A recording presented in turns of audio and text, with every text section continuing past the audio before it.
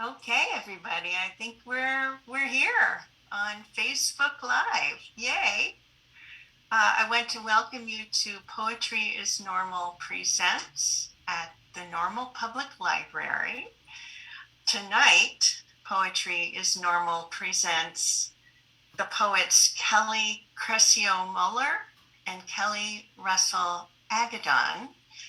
Here at the library. I'm Kathleen Kirk, by the way, and I'm here with our two poets and John Fisher from the library, who's managing our broadcast tonight. And later this event will be recorded and available for you at the Normal Public Library YouTube channel as well, if you want to come back. But we're here on Facebook Live tonight, so I want to let you know that as you're listening to our two poets, if you discover you have some comments for them or some questions for them, you should be able to click the discussion tab for the event in order to give us your comments and questions, and we'll check in with John at the end of the program because we can't see you right now. But here at the library on our big banner in the library itself, this is Poetry is Normal presents the two Kellys. We're just delighted that our two poets tonight have their own first names, Kelly with an I and Kelly with a Y, in common. They also have, in a way, Two Sylvias Press in common. Kelli Russell Agodon is a co-founder of Two Sylvias Press, which published Kelly Cressio-Moeller's book, Shade of Blue Trees, that she'll be reading from tonight. And I hope that she'll tell us a little bit more about that we'll hear from both poets. Yay, you're holding it up. I was going to hold up mine too. Yay!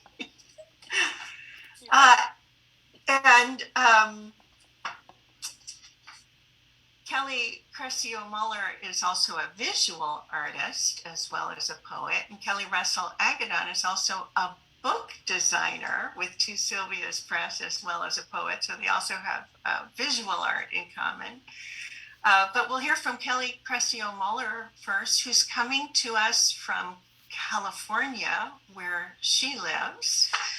And she'll be reading from Shade of Blue Trees. And she'll tell us anything else she wants to tell us about herself and her poems. It's all yours, Kelly. Thank you. Well, I'm just delighted to be here with my wonderful editor, poetry sister, fellow member of the Kelly Club, all of that, and my sincere thanks to you, Kathleen, and the Normal Public Library, which I will never tire of saying because it's just the best combination of words for this event, and to John Fisher, who's behind the curtain. As Kathleen said, I'm going to be reading from my very first book, published by Two Sylvias Press, where it was the finalist for the Wilder Prize, and it's called Shade of Blue Trees. And the first poem I'm going to read, Kelly and I do have a lot of things in common, and one of the things we love is anything oceanic, and this first poem is called Letter to the Low Tide. I see what you're doing, vanishing, to make me feel less alone. Your thin skin easy in the moon's quiet pocket, scuff of pale blue. I too want to unhook myself from shore. We are not narrow-hearted, simply responding to gravity's dark crest. Wait for the rush, unseen but quickening, as the high-spired shell surrenders its song only when brought close. Next one I'm going to read, I don't read a lot, but I wanted to give it some love. It's the only poem in the collection that is unpublished, not for a lack of me trying. So I wanted to give it a little bit of love because it's always been a favorite of mine, and it's called Letter to the Rain. Come at me with guillotine sheets. I will be happy in separation. Forgive my sadness. It's not your fault. Your window taps tender me the slow dance and fog. You bring greening mountains, phantoms as morning steam off fence rails. Still I gutter. Candlelight starved for air. Remember the pelican who flew into the schoolyard's field? How are you so far away from home? All of us dreaming coastline and cliffside, the phosphorus veil. It's hard to find a safe place in winter bare branches. I think of him often, how you said nothing except in downpour. I'm not strong, dear deluge, dear cloudburst, dear torrent. During the night you've taken the spider's elegant home and made the lilies shy. You have taught me light will not wait, and yet I cannot be the only one who blows the ocean kisses when leaving. What I know today is, if you ask me why there are tears in my eyes, I will tell you it's just the wind.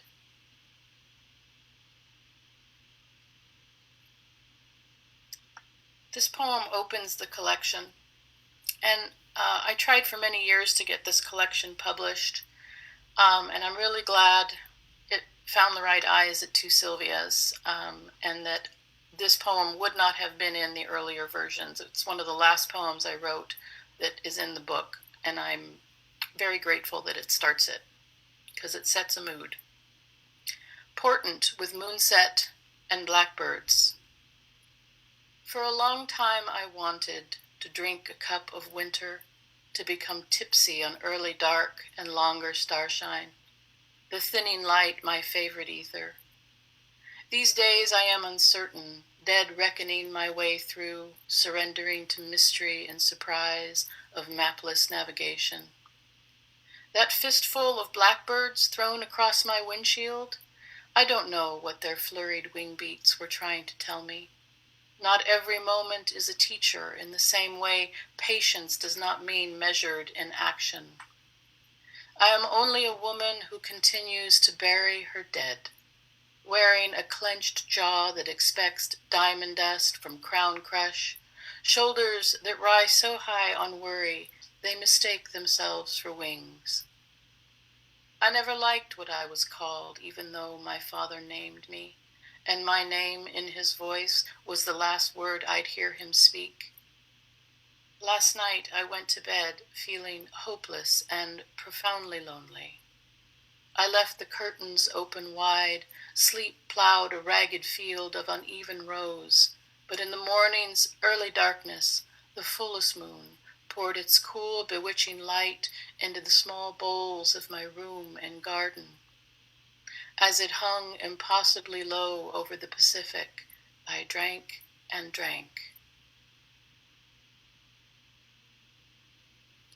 There are 4 longer poems in the book, which is an invented form called a panel. And each of them are a cornerstone in each of the sections, and they represent the seasons. Each part in them is a separate voice, and a friend of mine calls these unbridled lyrics, which I think is pretty accurate. This one is called Panels from a Deepening Winter, and it begins with the epigraph from Kate Bush. The world is so loud, keep falling, I'll find you. 1. Veils of cloud replace the mountain's ghost blue face, snow and fog, a sky of ice, a quiet haunting, a Brummel embrace. The blacksmith's wife speaks to him in peach leaf embers, her timber sparks and dissolves. Every hammer swing forges the horn of his anviled heart, hot as the infection that took her. She's stolen the wind's fingers and fists in his hair at his door. He sleeps in a leather apron, the window open, their winter plums in a copper bowl. Harnessing broad-nosed oxen, he blames the tears in his eyes on the rain in his head, hyssop and coriander. Fingerprints the breeze carrying her neck and hair, hyssop and coriander. He opens his box of mountains, takes her ivory comb, wraps it in the small dreams of winter wrens, then lines his waistcoat with her ashes. Cloven hoofbeats and chimney plumes herald the violet dusk. At midnight he walks alone into the antlered forest, surrounded by the dampened knock of naked branches, cups a buckeye for luck. In a moonlit clearing, he makes a promise to a white moose kneeling in the snow, opens his arms ready to catch the night as it falls. 2. Atop the hill by the watermill, black sheep prune the waist-high heather. A jackdaw flock wheels overhead, collecting cufflinks of memory for her cabinet of treasures. The year stops for no one. Since he has gone, everything is hourglass, thin-throated and bottomless, the sun a Siberian king, the moon undressed in flames. She misses how he shifted the air around her, bent the light into haloed hexagons, honeycomb, snowflake, tortoiseshell, the geometry of love. In the lonely light of morning, shy crocus and taciturn birds surrender to snow, flashes of him behind her, back to chest, his arms on either side, their hands in a basin of water, thumbs pressed into the lungs of pomegranate halves, releasing 1,000 tiny hearts. Who are you? I am the feather on the path, blue shadows dragging the hills, a steadfast current clearing your riverbed. And why have you come? Because you have asked me to. 3. With red-petaled cries, open mouths of cyclamen confess in winter. Her scarlet sails fall fast asleep in delicate cages, the broken mast, the dream now splintered. The night before her journey, she kneels at the frozen lake of forgotten bells, disguises sorrow as a sparrow's heart, offers her silk tongue to the oyster moon. As a child, she lost her compass in the village field and has never found a way. The wind wears heels tonight. The stars are not made of clouds and dust, but bright bones and flowers. She knows the oars of her long boat will never reach the shore. Back home in the walled garden, it is quiet in the way that only winter is. Euphoric movement, the wings of an immaculate crane, ascending higher and higher, and then all is white. Thanks for hanging in there. This is Meditations on Disappearing. 1. Don't waste the sun's time. Start growing a beard for winter. Summer's skin-plum knees ripen just below the eyelet hem. Between the laundry and the bourbon, study corsetry and lace wings, speak of floating ribs, pinioned wings. Discover where birds go to die. A series of opened-mouth pores separating daylight and prey. Gone is gone is gone. 2. Once thieves tiptoed by candlelight, left impressions in wax, blue sweat from copper poisoning, blackened cork, a bead of oil, tried to fill the furrows and whirls with another's life. Fingerprints lay bare, but won't tell where the bodies are buried.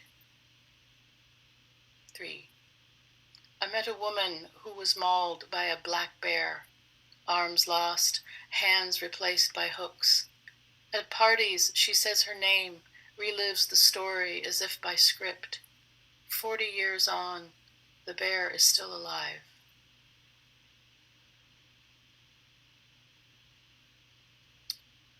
I had a hysterectomy a few years ago, and I had a lot of trouble writing after that, and this took me a while, and this was the first thing I wrote after that healing. It's called Self-Portrait as Empty Reliquary. No saint has ever lived here. The ultrasound, myomas dying by an open fire, body truthing the bog, dead leaves and asphodel, the strangest fruit, the never born. Thumb-worn rosary, beads now stick in my teeth. Is barren ground any less sacred? Silver leaf my insides, place a candle in my hollow, follow, fallow. Even broken glass refracts light. Suture, spectre, sepulchre, but look what you have made in fall's gold air. Hectares plowed, harrowed, hollowed, stone webs of scarred tissue tracery. Without my cervix, I am no less queen. Open me, see there's nothing left to give. To no longer smell of blood. No saint will ever live here.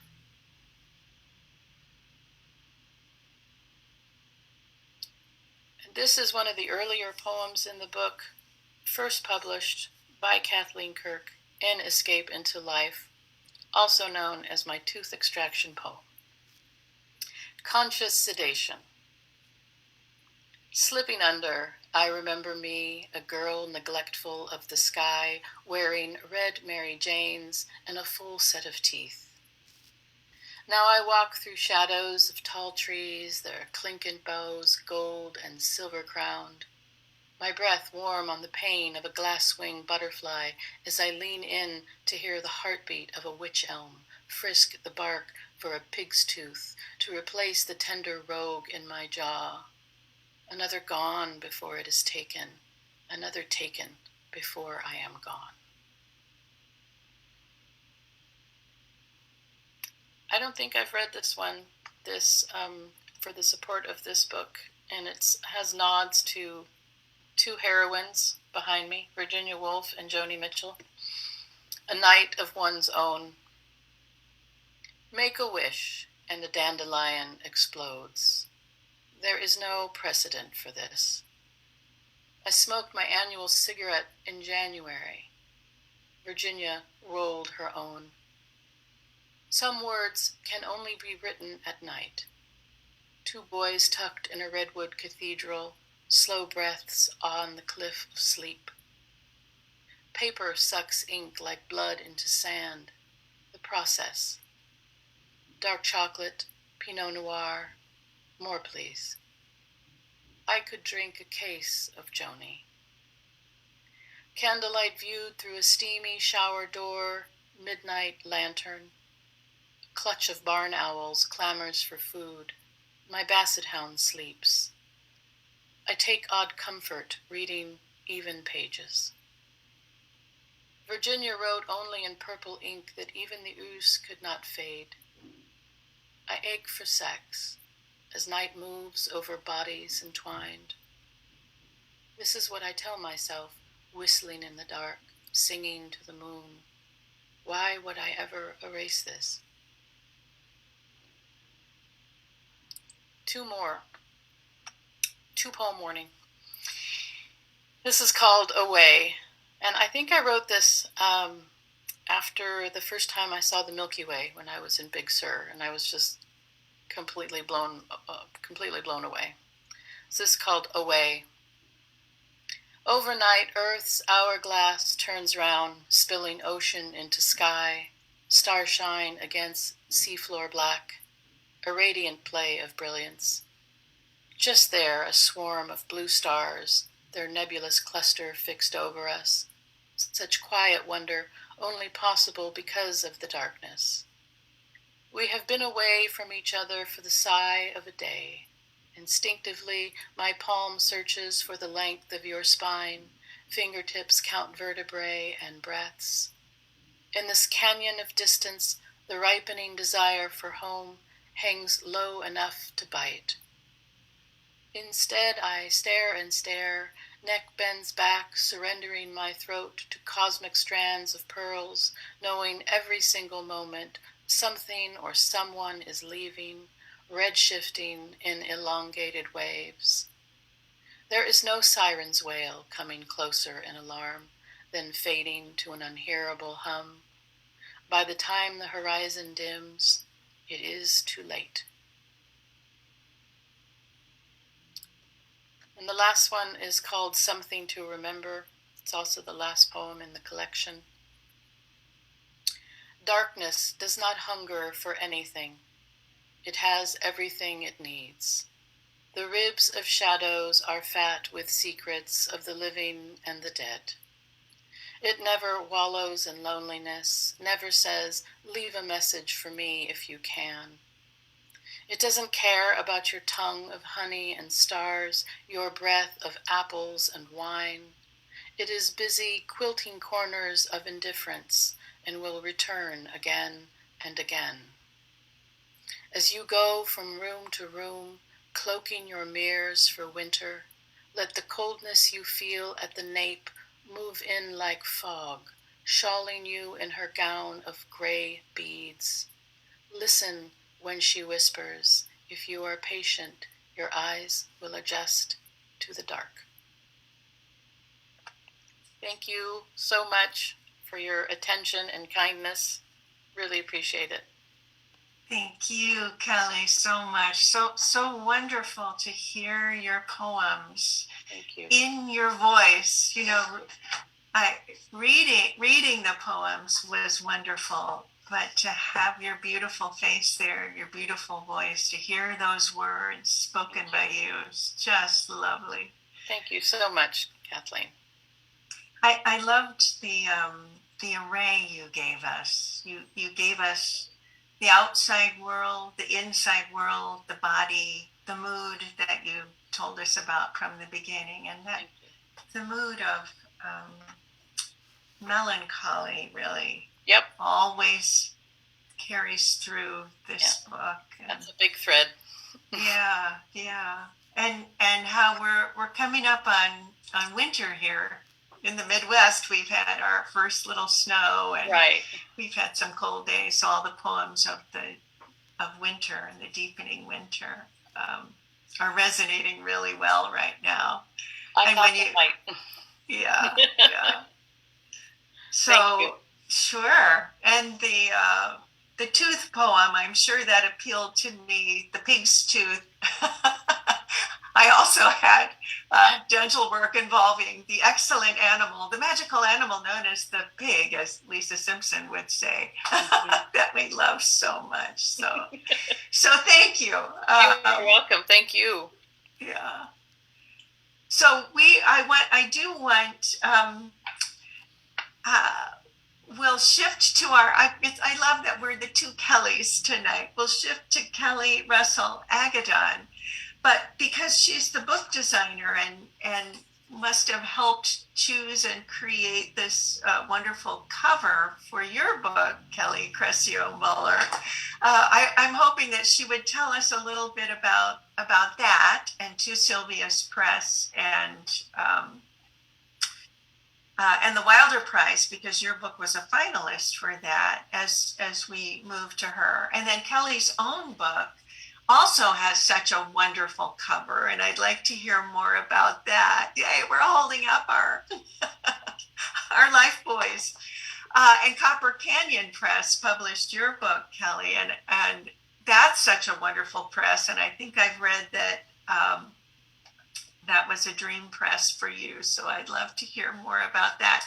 Now, Kelli Russell Agodon is coming to us from the state of Washington.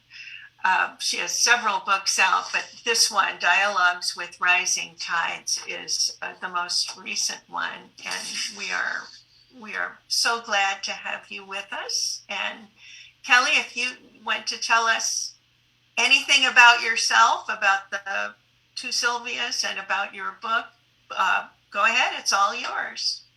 Oh, thank you, Kathleen. It's kind of funny. I'm thinking, do I really have to read because I'm just enjoying Kelly so much?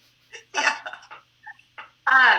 So I'm thrilled to be a part of the Normal Public Library reading series. I've never felt normal, so this is a thrill for me. And honored to be reading with Kelly, who is one of our authors. And yes, I designed her book, but I am a believer when I work with poets is I really want them, I'm going to hit start so I have my timer, really want them to love their books. And so Kelly chose the cover art for this, and I hope in our conversation we can talk more about this. I found a signature font for her, and she was an absolute dream to work with on this cover, and it came out just stunningly, as you can see. And we found her manuscript in the Two Sylvias Press Wilder Prize, and that is a prize that Annette Spalding-Convey and I put together because we heard there was a need for women over 50 were not getting their voices out. So we created this prize, and it's for women over 50.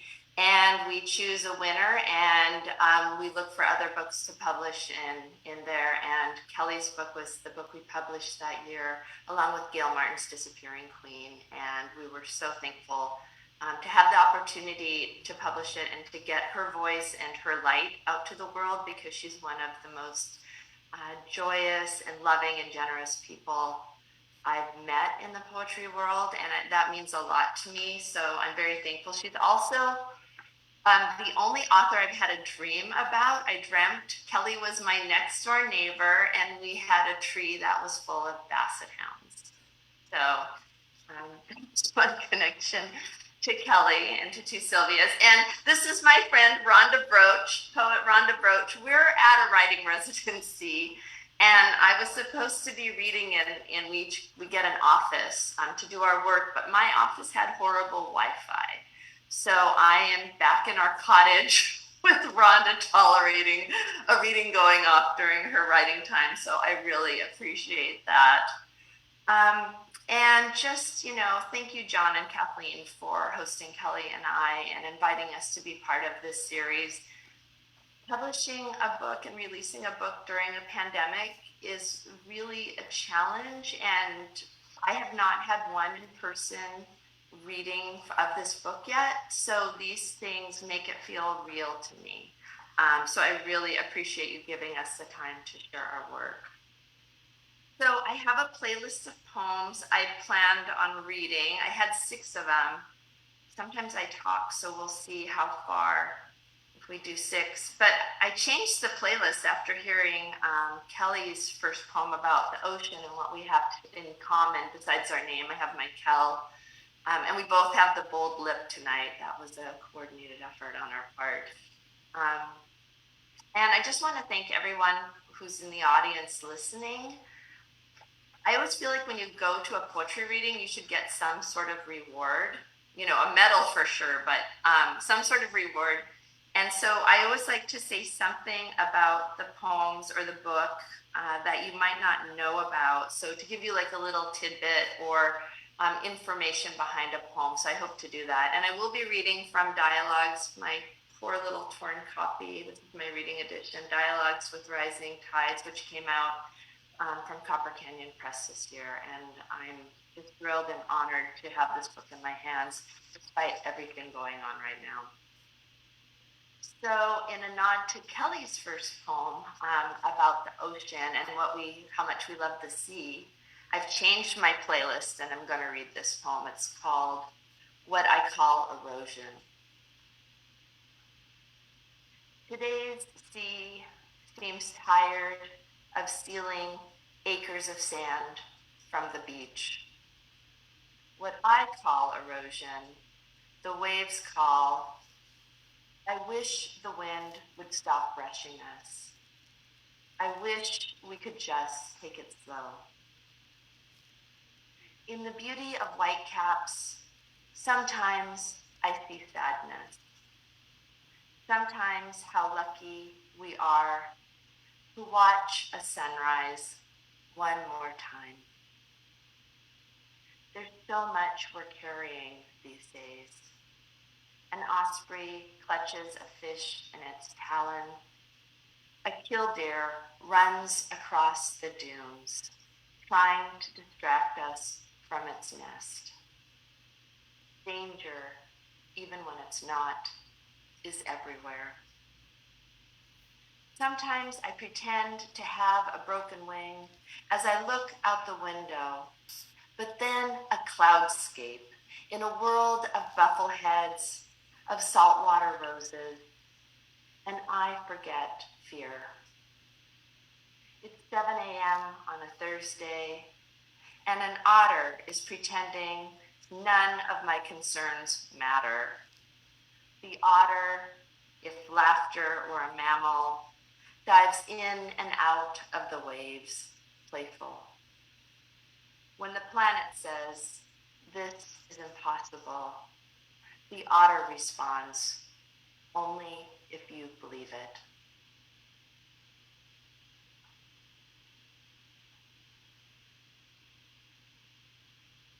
So the next poem I'm going to read, and probably the two after that, were two poems that Kelly liked in my book. So I always like it when people like my poems, and she's right here in the audience, so I'll be reading these for her. The first poem is called Queen Me, and it came about when I was thinking about growing up. I was very much a tomboy, and I'm thinking about these gendered words we have. We say freshman, we say congressman. They're all around us. And I started to think about games. And I was especially thinking about chess and checkers. And I learned how to play chess with my dad. And I always remember, like, the queen was the best piece. Like, you could do all the moves and do everything. And then the king, it could go just from step to step. But if you lost your king, you lost the game. And I always felt like if you lost your queen, that was way worse. I mean, then it wasn't even fun. Then it was just you trying to, like, keep your king from getting taken. So I was interested in that. And so I started thinking about, like, kind of the power in pieces and games. And I started to think about checkers and how we use the term king me. And so it's the king at the end that has all the power in the game. And I didn't like it. So I switched it to Queen Me. And that's where this poem came from. Playing chess, I realize how tired I am of the patriarchy. How the winning move involves the king, the useless piece who can only move square to square. When playing checkers, I taught my daughter to say as she slides her plastic red chip the full length of the board, Queen Me. It returns to my youth, when I wanted to play baseball and the coach said, girls can only play softball, and tossed me what looked like a small leather planet. Queen Me, I wanted to say when I couldn't be captain of the kickball team, couldn't play Santa in the school show. Queen Me, my daughter says to the neighbor boy, who, without question, places another checker on her piece. Later, I hear him say to my daughter, Queen Me, as they begin another game. Queen Me, he says again and again, as the universe begins to shift, like a tilted tiara, finally made right.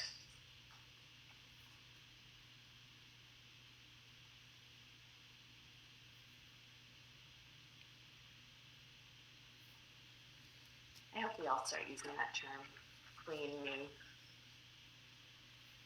I wish I had a tiara to wear for this reading. So this next poem is another one Kelly suggested. Well, she didn't suggest, she liked it. We were talking about titles, and here's something I liked about this poem. It was one of the very first poems I wrote when writing this book, and this book was written probably over 6 or 7 years, and this was written probably in December of 2014 during a rather dark time in my life where I was just really struggling emotionally. And I think it's important to talk about that we struggle emotionally, because a lot of people will say to me, well, you seem so happy and such a friendly person. Well, yeah, I am, but I live in the Northwest and it gets really dark here, and a lot of us struggle with things. So I wrote this poem and then revised it. I was kind of obsessed with it and sent it out in the span of a week, and it was accepted. And I went, oh no. It was one of those poems where I felt a little too vulnerable after I wrote it. But I'm glad I wrote it, and it ended up in the book. It's called Braided Between the Broken. Today, apologies were falling from the trees, and apples were longing, and apples were being ignored. There's a chapter in our lives where we tried to shred the pages, where we tried to rewrite the tale. Let's call that chapter the numbness, or the boredom, or the place where we forget we are alive.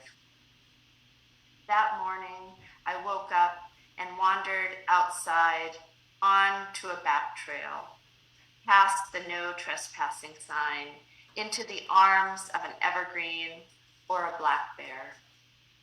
It didn't matter who held me then. I was the moss, the lichen, the mushroom growing on the fallen log. No one expects perfection except when they do, which is always. Even you, king of the quiet, crash when I talk about my brokenness. Cover up, your fractures are showing. In my life, I try to apologize for the things I haven't done yet.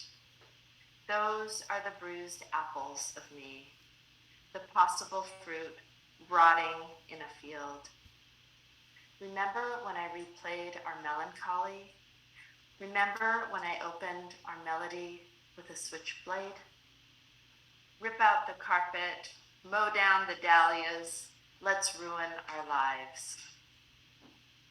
It felt good to hurt then, until it didn't, until we were left with bad flooring and a garden where nothing grew. You're asking about the next chapter and the one after that. You're asking about the time I'll be home and handing me a cloth to buff my halo. Let's put a comma here.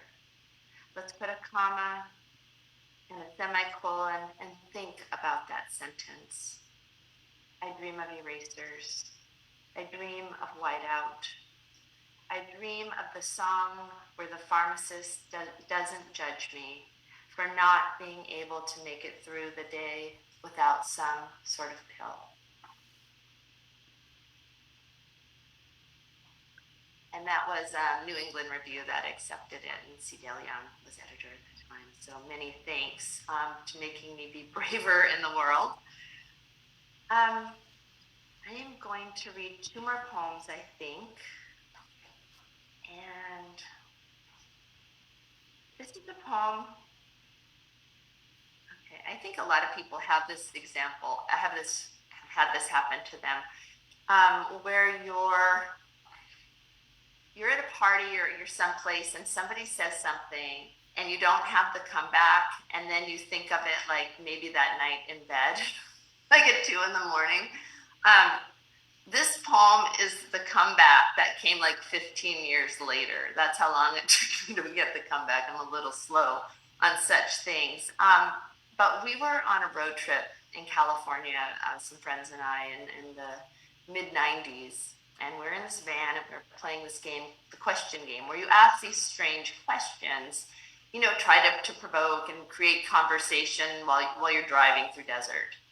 And my friend, who I won't name by name, I'll call him H, asked me the question if I would pull the wings off of a butterfly.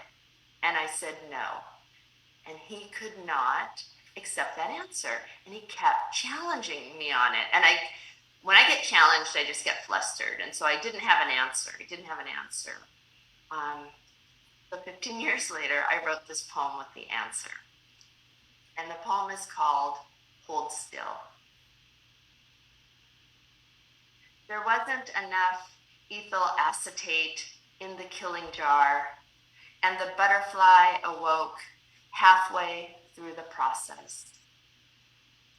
It's a falsehood to believe we can pin life to our walls. Fact, the child was crying. Fact, The parents' fingers were covered in orange dust. This is both science and a hobby. The child rearing, not the pinning of a butterfly. Believing insects should be on our walls is a minor deception of beauty, of art. Once on a road trip from friendship to oblivion, you asked me if I'd pull the wings of a butterfly for $1 million. I said no.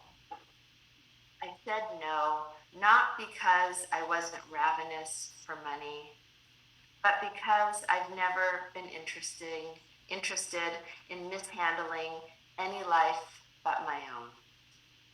You told me I should and was wrong for saying no.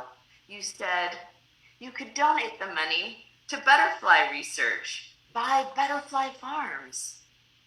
While I doubted butterfly farms existed, the research made sense. Still, I told you it comes down to choice.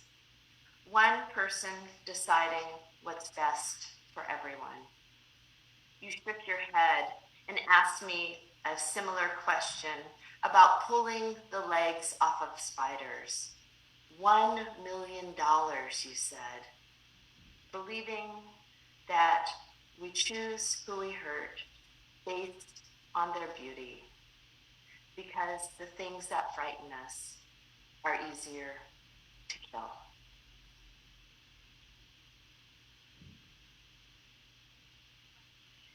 right, I'm going to end. Since I'm at a writing residency, I'm going to end. This is the crazy binder I use with like all of my notes that I'm revising. This is the next collection.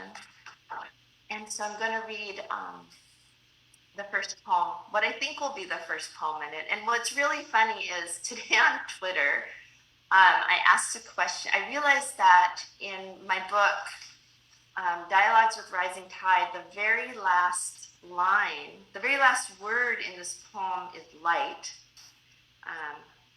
And the line is, follow me into the light.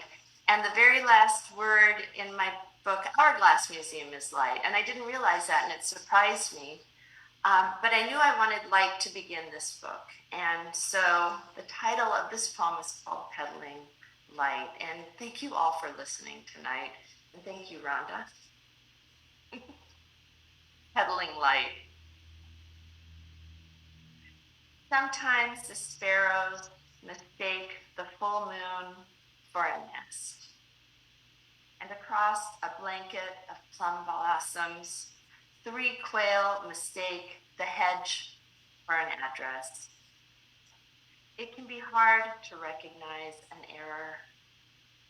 Like the time I held the red-winged blackbird after it flew down the chimney and mistook it for a prayer until it wasn't, until it became a broken wing. Someday I'll love what arrives without the fear that I will harm it.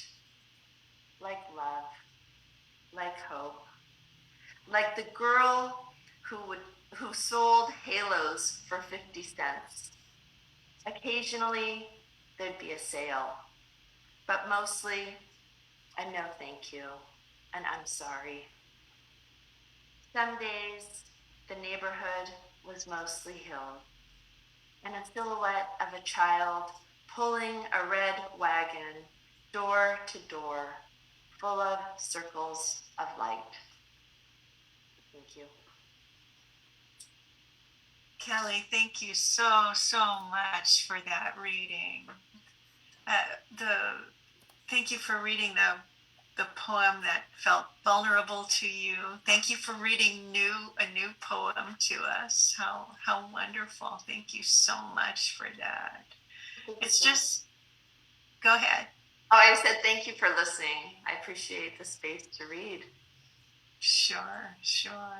What a wonderful thing to have you both together and to have you linked in these ways. That it's just been delightful to hear your poems in your own voices. And I love that Queen Me Too. That was one from the book that really got me.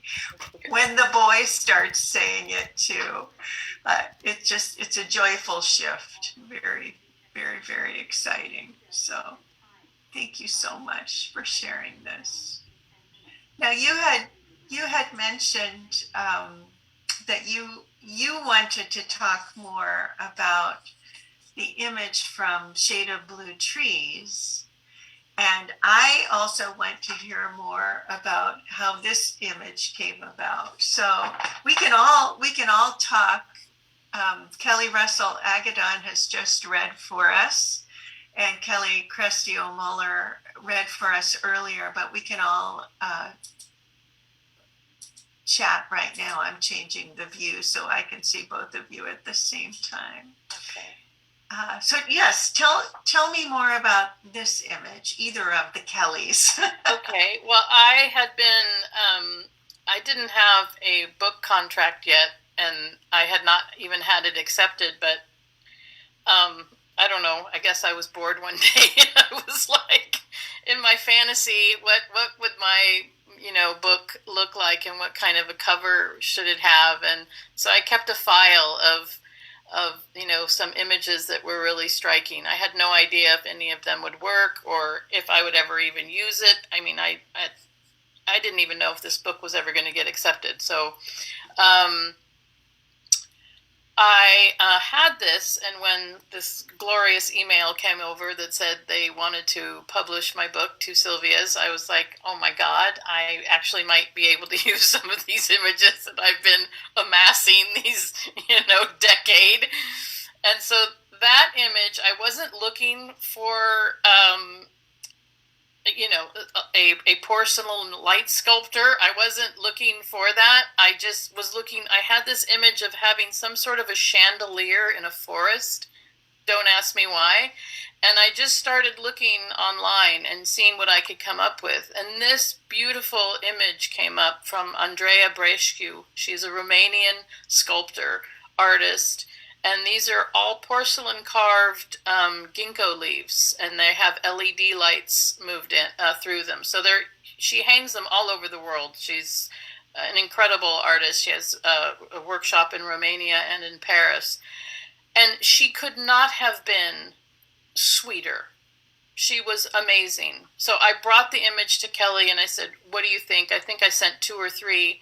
And I said, I'm really, really kind of set on this ginkgo leaf one. And she said, yeah, I love it. And so I wrote a letter to the artist, and she just adored it and thought it was a great idea and couldn't believe I wanted to pick her work. I mean, it was like, I was like, wow, I've heard some horror stories with covers and art and things, so I was kind of nervous, and she couldn't have been sweeter, and she still is just so lovely. And then Kelly said, okay, as long as we have this image, we have the green light on it, let me go work my magic over here. And then she came back with this font that I was like, what? I mean, I was like, wow, this is it. And then she tells me the font's name is Trees, and I was like, come on.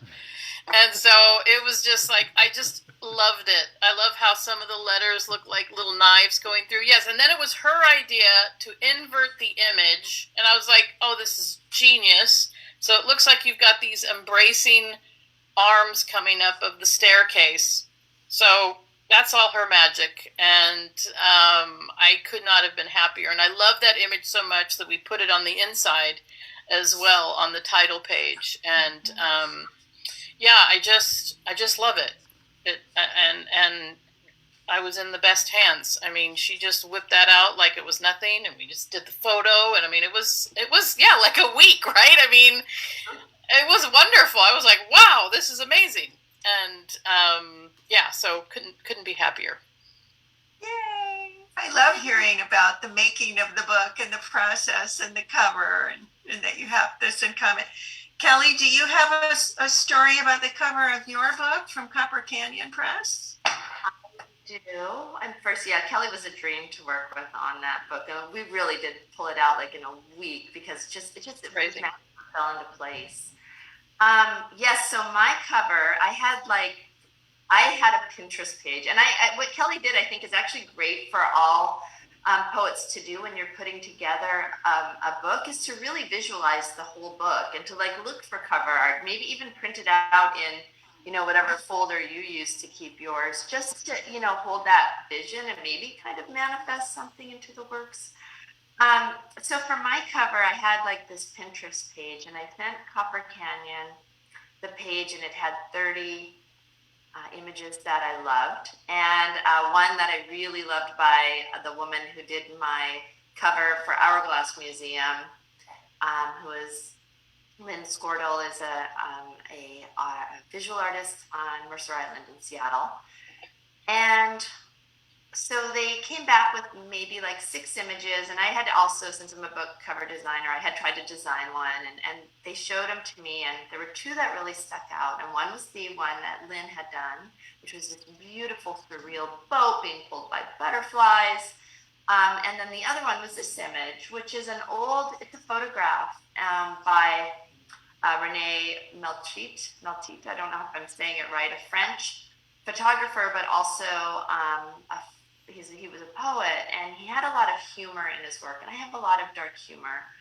And I was going back and forth, and I realized my last 3 books have kind of a surreal image on it, and I really wanted to stretch myself. It's something I really believe as an artist and a poet, is I don't want to keep doing the same thing. I'm like, oh my God, that would be the 3rd cover with a surreal image, it's like your threads are showing, like sew up your hem, like just do things differently. So I really wanted to stretch myself, and so I chose I've never had a photograph. I also realized that when I'm looking for books, I happen to be at a little beach town on the Oregon coast, and I was at their independent bookstore, but I always browse Amazon to read the reviews before I buy the book, and buy it from the indie bookstore there. And what I realized was a lot of people are buying from squares, and so it's really important to have your cover kind of pop. And so I'm like, yeah, I really want this one. And what I liked about it was I thought every reader comes with its own story, because some people thought this was like really, really dark. And other people said, what are you talking about? It's right before he gets saved, or she gets saved, or they get saved. And somebody else is like, no, this is just funny. So I thought it offered a conversation to the reader, almost like, a glass half empty, half full. You bring your own interpretation. Now, that said, after I chose it, I was hiking up in the mountains by myself, and I was staying at an Airbnb, and this was during the pandemic, and I freaked out at 2 a.m. and had to call my partner up, and I said, I made the wrong decision. I chose the wrong cover. And they said, I have the feeling we'd be having this conversation had you chosen the other cover. And that's kind of what I realized is, I think what it meant for me was that everything felt very real all of a sudden. But now I love the cover, and, it just makes me happy to think. Yay, I love the color too. I think you made the right choice, although I'm sure I would love the other one.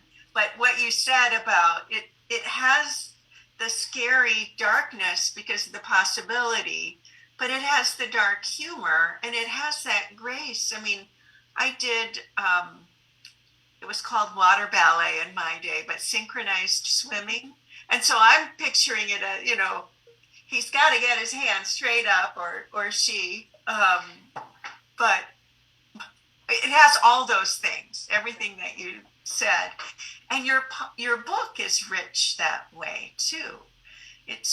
Your book certainly has vulnerable, dark, scary poems, but poems of survival and coming up and being there, and the cleverness and the background dark humor and the playfulness is there. And Kelly Cressio-Moeller, I'm surprised too. your book, with its sustained grief and sorrow and melancholy that is really woven through, your playfulness and richness of language, the sounds of everything is all there. So reading both of your books, the beauty of the language, the richness of the language, and the variety of emotion that can be there, even if many of the poems are carrying a darkness. Thank you. Yeah. Thank you. And as you said, Kelli Russell Agodon, little did I know when I put the two Kellys together that I would always have to say your doubled last names to distinguish. And now I've lost what it was that you said that I wanted to come back to, making my own little humor. Oh, you were talking about, well, there were two things that I want to follow up on. Pushing yourself, taking that risk to say things that you didn't say before. You weren't sure that you wanted to put poems out there. And then you also mentioned, both of you have books out during a pandemic. So I did want to ask about that. I'm glad, Kelli Russell Agodon, that you're at a residency right now. New work you're writing, but I wanted to ask both of you: has the pandemic affected your creativity, your writing, for good or ill? And certainly, how's it been having a book out? I'm really glad we are having this reading. But well, this is my first book, so I've never not had a book out during the pandemic. That's right. I mean, to me, this is like how you do it. I mean, Yeah. I mean, it was accepted during the pandemic, and it came out during the pandemic, and I'm Right. eternally grateful, but I don't know anything else, so I'm just grateful for Zoom, grateful for forums like this. This is my last scheduled reading for this book in 2021, so this is just a wonderful way for me to end this, and I've had great readings, and people who have seen my work or heard my work that maybe wouldn't have been able to, certainly because of the connectivity that we have. So I also know that I've heard that after you release a book that, yeah, you kind of have a downtime in writing. I mean, that doesn't seem to be the case with Kelli. She's like super prolific and is going all the time. But I am a very slow writer, and it takes me a long time. And so I've written some pieces here and there, but certainly the pandemic, one thing the pandemic did that was really hard for my writing is that it took away my private quiet time, because my husband's working from home, and both of my sons, college age, should have been away at college and instead are here. So I have a really tiny house, and there's literally like nowhere to have quiet time. So days that I thought were going to be, having 6-7 hours of quiet, just me and the dog, which is where I get, my thinking and my writing and all that good stuff done, were gone. So what I could do during that time with people in the house is I could do erasure poetry. That was okay, and I could paint. So that's where that has come in, and have at least been doing things with my hands and being creative, so I don't completely go off the edge. But writing, that's been super hard. I really need quiet for that, and it's been impossible. So I'm just trying to figure out little ways, shower notes. I'm alone in the shower, so I have little things, and when some lines come in, I just make notes, and I know it's all going to be there. I'm not worried about it, but I'm also don't have, book number 2 on the back burner ready to go. So I'm just kind of moving through it, and just delighted to have Shade of Blue Trees in the world. I mean, it was a long haul to get this baby, and it's a miracle to me every day when I see people hold it up. I mean, I'll never get over it. And Yay. Kelli and Annette can have anything from me forever and ever, and Diane Seuss. Those three women get everything from me. Whatever they want. Yay. Thank you. Kelly, do you want to say some more about that? Well, also my kid came home from college and, we sat on the couch for 3 months and watched RuPaul's Drag Race. Tyler had a skateboard again. We took up skateboarding. I did not do a lot of writing in the beginning. I actually was trying to figure out what I did. I don't know what I did those first from like March through June. I do know that at one point I converted our shed into an office because it's that same reason. I had no space, I had no time, and I'm somebody who's a little more sensitive, so I'm aware when there's other people in my space. But then summer came and things felt a little better, but not. It was really, I know some people did some incredible writing and some people just stopped writing. And I think we all just had to do what we needed to do to take care of ourselves. It's something we had never experienced before, and we had no idea what was going on. And it just felt like things kept getting worse. I just remember August feeling like, oh my gosh. And then we got hit with the wildfire smoke, so we couldn't leave our homes. And so whenever I felt like there was something, things were as bad as they would get, there would be something else. And, George Floyd was murdered. And then the wildfires came and I couldn't even open a window. And I think that aspect of the pandemic really made me feel thankful for things that I had never felt thankful for. Being able to open a window, being able to hug each other. I was collaborating with Melissa Studdard. We were writing a poem a day in the beginning, collaborating together just to keep our sanity. That's right. I did write then, but it's so much of it's a blur that somehow a book came out in between, and I have had books come out. One thing I will say about the pandemic is it has really opened up. Like, I feel so thankful that I've been able to go to poetry readings of people who are not in my town, and that I can support other poets. And there can be these 100 people showing up or 1,000 people for a reading.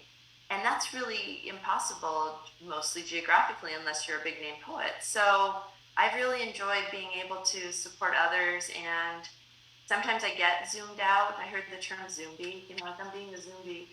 But I guess I'm just trying to find the gratitude for everything, and that that you offer these spaces for us to read. So I will do an in-person reading in Portland. Hopefully that goes on, and that will be coming up. Yay! Maybe I can send my daughter there. She lives in Portland now. Yeah. So I'll want to hear more about that. Scheduled, I think, for December 4th. So we'll see. Oh, okay. Well, who knows? Right. We'll stay in touch on that. I'll be walking in a parade that day. So, yeah, the Christmas parade.